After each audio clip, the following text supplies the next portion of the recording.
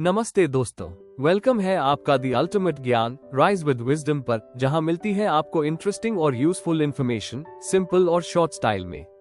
अगर आप नए हो तो सब्सक्राइब करना ना भूलना और बेल आइकॉन जरूर दबाओ ताकि कोई भी अमेजिंग अपडेट मिस ना हो जाए। तो आइए आरंभ करते हैं। प्रिय विद्यार्थियों, आज हम एक ऐसा विषय पढ़ने जा रहे हैं जो केवल विज्ञान की किताबों तक सीमित नहीं है, बल्कि हमारे रसोई घर से लेकर खेतों तक और अस्पतालों से लेकर फैक्ट्रियों तक हर जगह मौजूद है।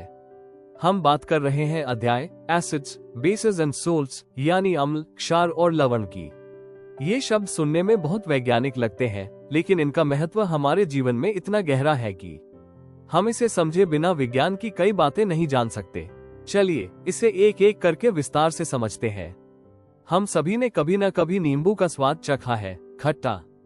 इसी तरह इमली, दही, सिरका, ये सब हमें खट्टे लगते हैं। लेकिन क्या आपने कभी सोचा है कि इनके खट्टे स्वाद का कारण क्या है?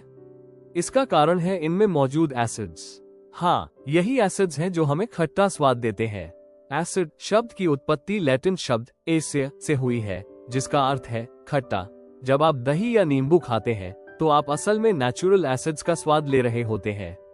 दूसरी तरफ अगर आप कभी बेकिंग सोडा या साबुन का घोल चखें, जो कि हम चखने की सलाह नहीं देंगे, तो वो कड़वा और चिकना लगेगा। ये होते हैं बेसेस, जिन्हें हिंदी में क्षार कहते हैं। बेसेस सामान्यतः स्वाद में कड़वे और स्पर्श में चिकने होते हैं। ये दोनों पदार्थ एसिड्स और बेसेस हमारे भोजन, दवाओं, कृषि और यहाँ तक कि शरीर के अंदर भी मौजूद होते हैं। अब यहाँ एक बड़ा सवाल आता है, अगर हमें इनका स्वाद लेकर पहचान नहीं करनी चाहिए, तो हम ये कैसे जानेंगे कि कोई पदार्थ एसिडिक है या बेसिक?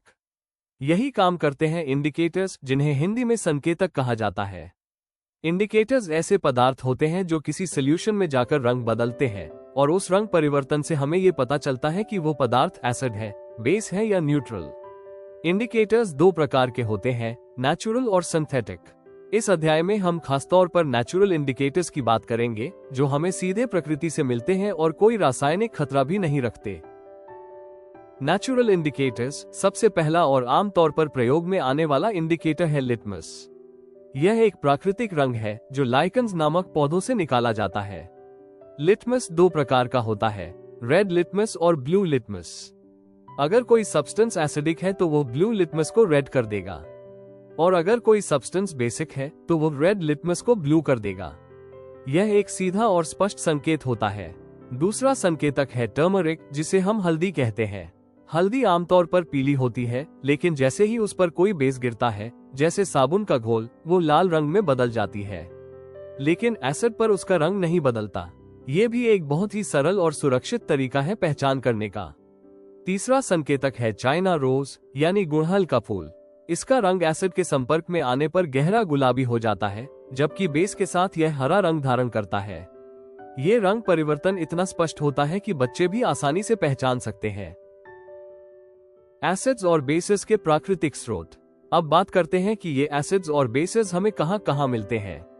ये जानना बहुत जरूरी है, क्योंकि ये हमारे खाने पीने और जीवन शैली में समाये हुए हैं।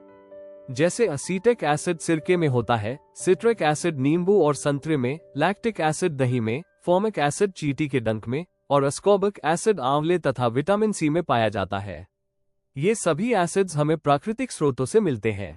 वहीं बेसेस जैसे कैल्शियम हाइड्रोक्साइड चूना पानी में पाया जाता है, सोडियम हाइड्रोक्साइड और पोटेशियम हाइड्रोक्साइड साबुन में, और मैग्नीशियम हाइड्रोक्साइड को हम मिल्क ऑफ मैग्नीशिया के रूप में दवा में प्रयोग करते हैं। न्यूट्रल सब्सटेंसेस, जो न एसिड्स हैं न बेसेस। अब कुछ ऐसे भी पदार्थ होते हैं जो इंडिकेटर्स के साथ कोई भी रंग परिवर्तन नहीं करते, जैसे डिस्टिल्ड वाटर, शुगर सॉल्यूशन या कॉमन सॉल्ट सॉल्यूशन। ऐसे पदार्थ कहलाते हैं न्यूट्रल, यानी ना एसिडिक होते हैं और ना ही बेसिक। इनका प्रयोग अक्सर कंट्रोल ग्रुप के रूप में प्रयोगशालाओं में किया जाता है। न्यूट्रलाइजेशन। अब हम आते हैं इस अध्याय के सबसे महत्वपूर्ण हिस्से पर, जिसे कहते हैं न्यूट्रलाइजेशन।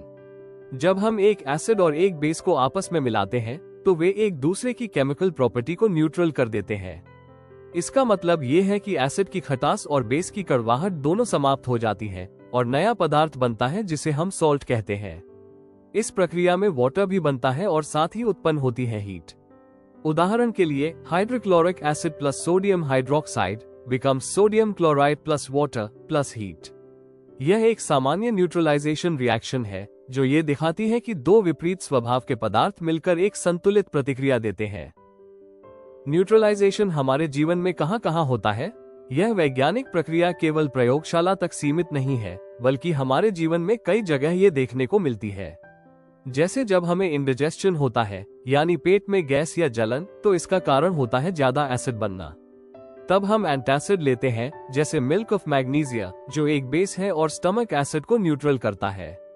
अगर कभी चींटी काट ले तो वो आपकी त्वचा में फॉर्मिक एसिड छोड़ती है, जिससे जलन होती है। उस स्थिति में आप उस जगह पर बेकिंग सोडा या कैलामाइन लोशन लगाते हैं, जो बेसिक होता है और उस एसिड को न्यूट्रल करता है। खेती बाड़ी में अगर मिट्टी ज्यादा एसिडिक हो जाती है तो उसमें चूना डाला जाता है ताकि उसका नेचर न्यूट्रल हो जाए और फसल अच्छे से उग सके। इसी तरह फैक्ट्रियों से निकलने वाला वेस्ट अगर एसिडिक होता है और उसे बिना न्यूट्रल किए नदी नालों में डाल दिया जाए तो वो जलजीवों को मार सकता है। इसलिए उसे पहले बेस के साथ न्यूट्रल किया जाता है और फिर डिस्पोज किया जाता है। इस अध्याय से हमें ये समझ में आता है कि एसिड्स, बेसेस और सोल्ट्स हमारी जिंदगी का अभिन्न हिस्सा है। वे केवल विज्ञान की अवधारणाएं नहीं है, बल्कि प्रकृति और जीवन का संतुलन बनाए रखने वाले तत्व है। इंडिकेटर्स के जरिए हम ये पहचान सकते हैं कि कौन सा पदार्थ एसिड्स है, कौन बेसिस और कौन न्यूट्रल। न्यूट्रलाइजेशन के जरिए हम इस संतुलन को बनाए रखते हैं और जीवन की जटिलताओं को सरल बना सकते हैं।